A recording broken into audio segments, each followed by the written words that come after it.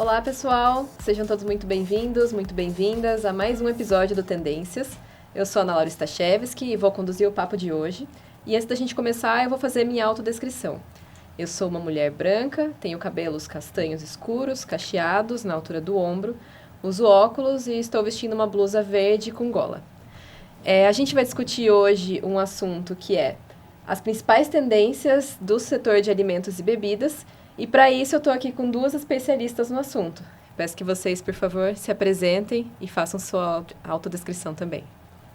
Olá, meu nome é Michele Mello, sou gestora estadual de alimentos e bebidas aqui do Sebrae São Paulo. E hoje eu estou vestida com uma blusa preta de manga comprida, um cachecol creme. Tenho pele clara, cabelos cacheados ao ombro e também uso óculos, assim como a Ana Laura. Olá, eu sou Helena Andrade, sou analista de negócios do Sebrae São Paulo. Eu estou usando uma blusa rosé de manga longa, uma calça chumbo, botas pretas. Sou uma mulher parda, de cabelos pretos, lisos longos. Muito obrigada, Michele e Helena, pela presença. Para a gente começar, eu queria que vocês trouxessem uma breve perspectiva sobre esse segmento para quem está nos assistindo e tem algum interesse, ou já empreende, ou tem a vontade de empreender nesse segmento. O que vocês destacariam assim, de um panorama geral que vale a pena observar? Poderia começar, Helena, dizendo que o setor de alimentos e bebidas é um setor de grande destaque no nosso país. São mais de 3 milhões de estabelecimentos de alimentos e bebidas. Isso é aproximadamente 15% de todas as empresas do Brasil. Então, é um segmento bem representativo. Só no estado de São Paulo, para vocês terem ideias, a gente tem mais de 900 mil estabelecimentos de alimentos e bebidas, que corresponde a 4% mais ou menos do total de empresas em todo o Brasil. Então, não é por menos que esse segmento, esse setor ele é tão significativo para a gente olhar e dar um foco maior para quem atua com empresas desse setor.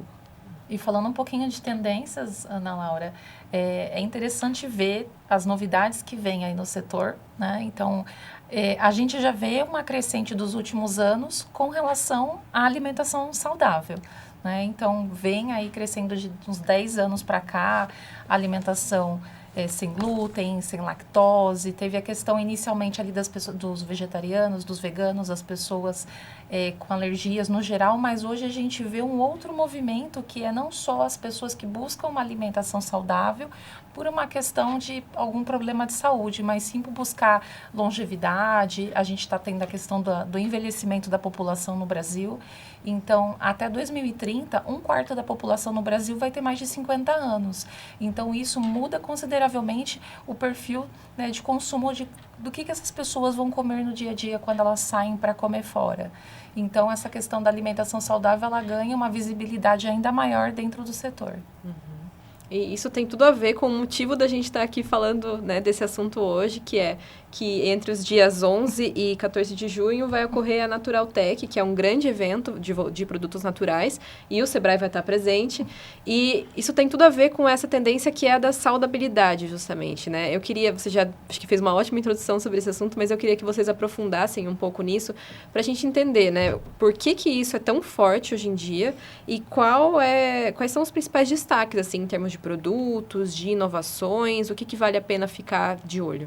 Você, inclusive, tem alguns insights internacionais para compartilhar com a gente, né, Michele? Isso. Eu recentemente estive em Chicago, fui visitar a feira NRA Show. Venho com várias ideias na cabeça, vários conhecimentos que eu tive lá para mostrar um pouco para vocês, né? E o que muito vem chamado a atenção para esse segmento de saudabilidade é que, de saúde de modo geral, né? Que as pessoas cada vez mais olham para isso. E a comida deixou de ser simplesmente uma necessidade do ser humano, em termos, eu só tenho fome e eu preciso comer. Não, o que os consumidores hoje têm buscado é o que a comida tem ofertado de benefício para ele próprio. Então, durante a feira NRA Show, a gente viu muito essa questão dos benefícios trazidos por um alimento, por exemplo, em termos de nutrientes, em termos de funcionalidade. Então, não adianta só eu ser um vegetariano ou um vegano. né? Mas se eu estou comendo um alimento, ele tem mais proteína, a busca por proteína vem muito forte daqui para frente, a busca por produtos que melhorem a minha pele, que me tragam mais energia, que me dê mais disposição no dia a dia. Então, tudo isso agregado, seja num alimento ou numa bebida, vem muito forte cada vez mais. O que você tem acompanhado ali nos escritórios, os empreendedores, e o que você tem tentado transmitir para eles também de inovações? Com a questão da alimentação saudável, é interessante a gente observar sempre e falar com os empreendedores que eles precisam entender se essas mudanças que estão acontecendo no mercado fazem sentido para o negócio deles, porque eu preciso olhar para o meu público-alvo e entender se eles também estão se adaptando a essas mudanças ou não. Então, é o momento de olhar e entender se eu preciso colocar uma única opção no cardápio para atender essa mudança ou eu preciso fazer uma mudança radical. Então, às vezes, o empreendedor ele quer fazer uma mudança radical, mas não é isso que o público dele está exigindo. Então, a gente sempre precisa olhar para o nosso público, às vezes fazer algumas pesquisas de mercado, né, sempre muito válido. Eu sempre falo para os empreendedores usarem muitas redes sociais, interagir, fazer enquetes, porque realmente você coletar informações de quem já consome o seu produto ou o seu serviço é a melhor forma de você se adaptar e você conseguir fazer essas transições, atender essas necessidades do mercado de forma coerente. É interessante você trazer esse ponto da decisão e da análise, né? Porque eu ia justamente falar de um outro assunto que gera muita insegurança e muita sensação de que precisa sair correndo atrás, que é a tecnologia, né? Sim. Que a gente tem visto muito mais adoção de tecnologia, principalmente inteligência artificial, tanto no desenvolvimento de produtos, né, de inovações, quanto na operação. E eu queria entender como que os pequenos negócios podem se posicionar ali, porque, por um lado, existem as oportunidades, existem os desafios, mas também tem o diferencial do pequeno, que é conseguir humanizar, se aproximar. Então, eu queria que vocês fizessem uma análise, assim, entre esse paralelo, assim. Sim, é bacana a gente pensar que a gente está numa era de tecnologia e automação, né? A inteligência artificial, ela está aparecendo aí por todos os lados, né? E como dica para o pequeno empresário ali, que é o que acaba fazendo tudo dentro do negócio, é principalmente ter o olhar para o seu cliente, como a Helena bem disse, né? Então, quem é esse cliente e o que ele está esperando do meu negócio? O que eu vou ofertar para ele? E aí, a partir daí, eu olhar a tecnologia como ferramenta para melhorar o meu processo, melhorar a minha efetividade de atuação. E não para substituir o que eu faço no meu negócio, não para substituir o meu atendimento. Então, vou dar um exemplo aqui bem simples, né? Vamos dizer que hoje eu tenho uma pessoa que fica ali fazendo as reservas por telefone, que fica conversando com os clientes pelo WhatsApp. Então, por que não buscar uma ferramenta extremamente simples de chatbot, por exemplo, para automatizar esse processo e eu poder liberar essa pessoa que faz isso para dar mais atenção para o meu cliente? Então, lá durante a NRA Show, a gente viu muita questão do tech e do touch, que a gente fala, que nada mais é do que a gente trazer experiências memoráveis para os nossos clientes. Então, não é simplesmente eu pegar e mudar tudo no meu estabelecimento e automatizar tudo, usar tudo a inteligência artificial. Não, porque cada vez mais isso já vem de um tempo para cá. A gente precisa ofertar experiências para os nossos clientes. A gente sabe que as pessoas hoje, quando saem de casa para ir para um estabelecimento de alimentação, ela não vai em busca só da comida, ela vai em busca de uma memória, ela vai em busca de uma experiência diferente do dia a dia dela, ela quer ser surpreendida. Então, o papel do empresário hoje, eu acho que o pequeno negócio já faz isso muito bem, é do acolhimento a essas pessoas, de entender, de poder parar e conversar com quem está ali, olhar no olho e verificar realmente o que aquele cliente está buscando ali. E aí a tecnologia vem como forma de apoio e não como substituição. Quando a gente fala dessa questão da humanização que a Michele mencionou, eu diria muito sobre a questão também da criação de conteúdo por parte desses empreendedores de alimentação nas redes sociais.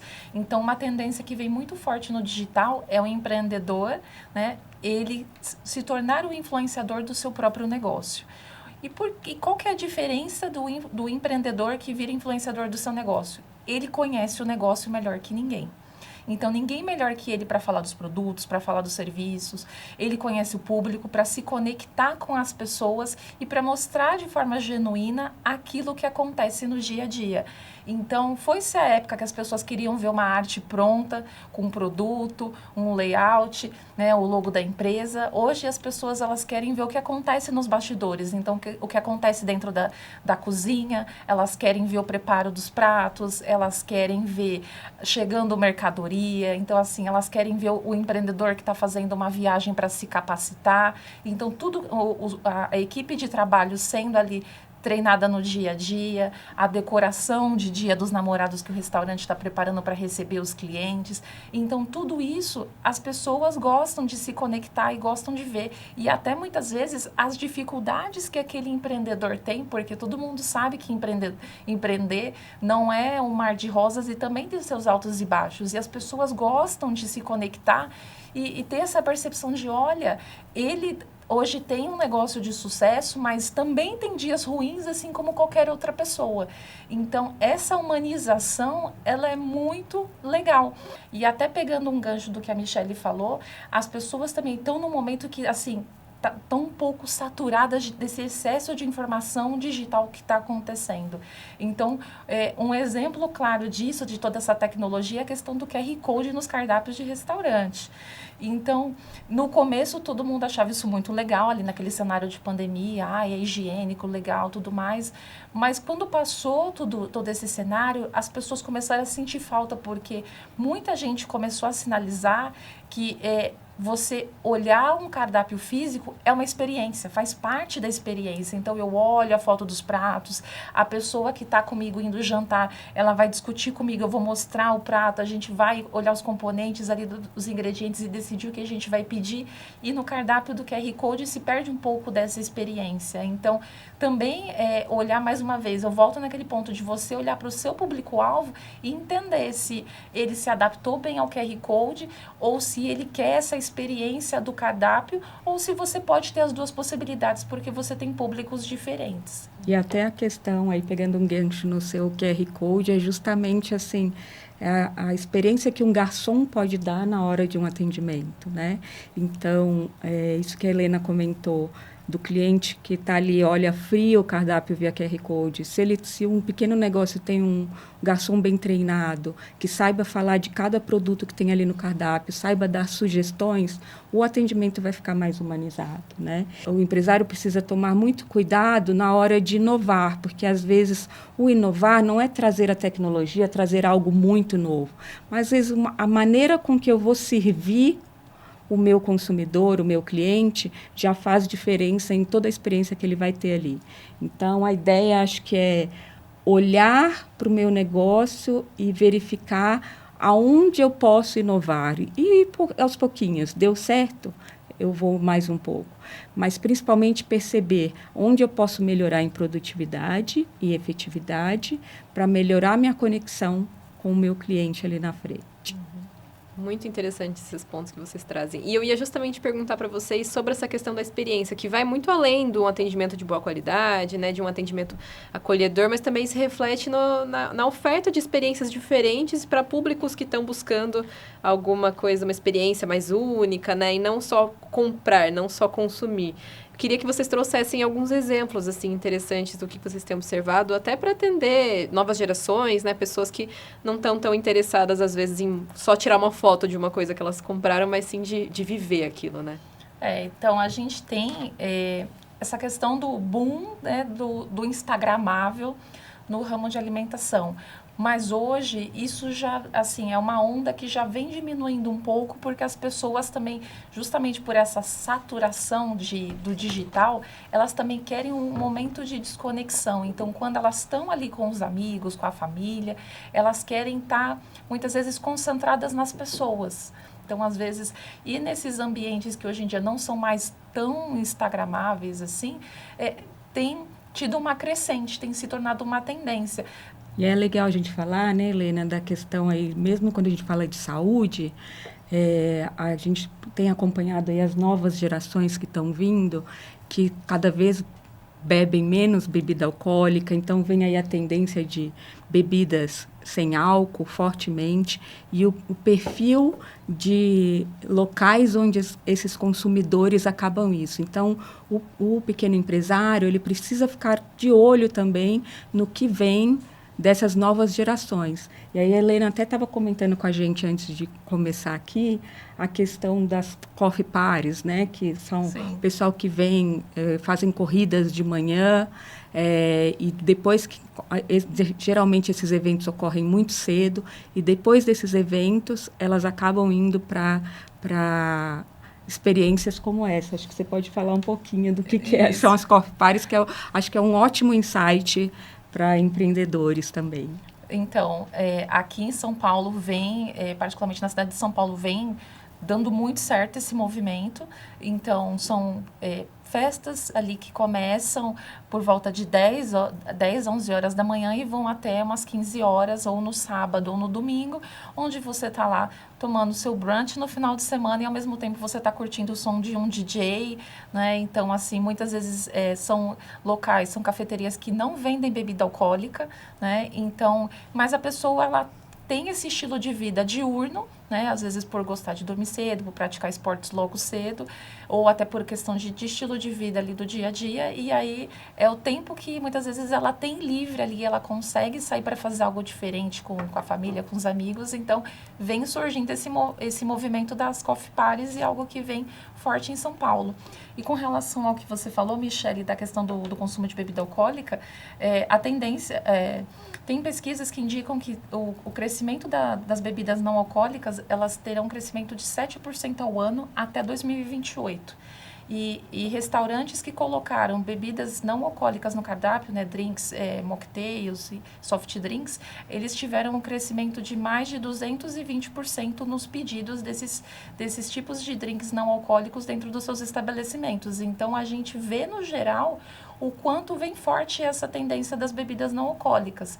Hoje já tem alguns estabelecimentos especializados apenas em alguns quiosques em venda de bebidas não alcoólicas aqui na cidade de São Paulo, por exemplo. Então, é uma coisa que a gente jamais imaginaria acontecendo aí há 10 anos atrás.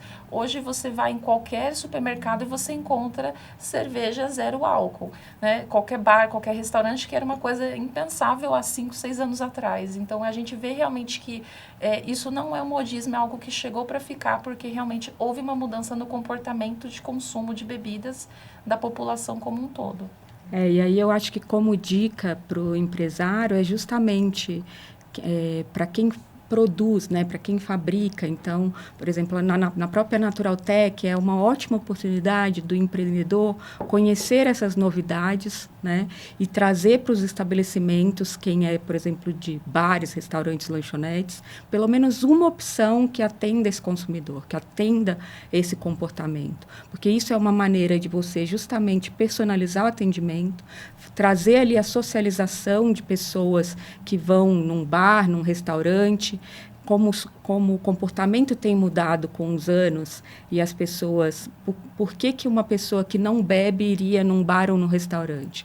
Não, ela quer ir porque ela se socializa com pessoas que também bebem, mas ela quer se sentir parte daquilo. E se naquele local tem opções que atendam à necessidade dela e dê a oportunidade dela estar numa mesma mesa, compartilhando aquela experiência com diferentes perfis de comportamento, é isso que o empresário precisa se atentar e precisa ter ali opções para esse pessoal. É interessante essa visitação na Naturaltech por parte dos empreendedores, justamente para muitas vezes quebrar aquele mito que eles mesmos têm ali, aquele preconceito de que o que é saudável não é saboroso. Então, hoje, a indústria de alimentos e bebidas, ela já avançou muito nesse sentido, né? E como a Michele bem mencionou, hoje você tem sabores que são muito similares àquilo que a gente conhece popularmente como não saudável. Então, é legal ele ir fazer essas degustações, conhecer novas marcas e entender o que faz sentido ele adicionar na estratégia de negócio dele. Bom, acho que vocês já deram a dica, né, que tem muita coisa interessante que vai rolar na Naturaltech. Mas, Michele, conta um pouquinho para quem está nos assistindo o que eles vão encontrar no estande do Sebrae por lá. Esse ano na Naturaltech, o Sebrae São Paulo está com um stand que a gente leva 20 microempresários, micro, pequenos. Eu falo que de micro e pequenos não tem nada, eles são grandes empresários. Esses empresários, eles foram escolhidos a dedo, então eles passam por uma curadoria, são clientes Sebrae, que já participaram de algum tipo de atendimento nosso. Então, aqueles clientes que têm o interesse em expor, por exemplo, em estandes do Sebrae São Paulo, vêm para uma das nossas unidades para criar um relacionamento também conosco e ter essa oportunidade de participar de grandes feiras como essa, 100% subsidiadas pelo Sebrae ou com uma pequena taxinha ali, dependendo da recorrência que essas pessoas vão na feira. Além disso, no stand, a gente vai ter atendimento ao cliente durante todo o período da feira, então, tanto aqueles que querem montar um negócio ou aqueles que queiram passar por algum tipo de consultoria, a gente vai ter disponível lá consultores para atendê-los. E a gente ainda vai estar fazendo aí uma ativação para pessoas, empresas, né, que atuam no setor de alimentos e bebidas e queiram ser um prestador de serviços para o Sebrae São Paulo. Então, a gente está buscando profissionais que possam atender, nos ajudar aí na força de trabalho para atender os clientes Sebrae também, em nome do Sebrae São Paulo. Então, está imperdível e o stand está lindo, eu já vi, então, assim, garanto que vocês vão gostar bastante. Informações em primeira mão aqui. Sim. Fica a dica para quem está nos assistindo, a gente vai deixar os detalhes sobre o evento aqui na descrição do vídeo, mas para quem não puder participar ou quem puder, né, quem quiser buscar algum outro tipo de ajuda, o Sebrae tem muitas outras oportunidades também. A Helena acho que pode comentar um pouco sobre o que os empreendedores encontram, né, no Sebrae em termos de apoio, de suporte. Então, nós temos vários projetos, né? São os projetos setoriais de alimentação. Então, boa parte dos escritórios do Sebrae São Paulo trabalha com esses projetos que são, basicamente, capacitações em gestão e consultorias individuais com o objetivo de alavancar o faturamento do negócio. Então, você, empreendedor de alimentação, que está nos assistindo, se você tem interesse em aumentar o faturamento do seu negócio, procure o escritório do Sebrae mais próximo da sua casa e se informe sobre quais são as iniciativas desse escritório para que você possa estar participando de cursos, consultorias.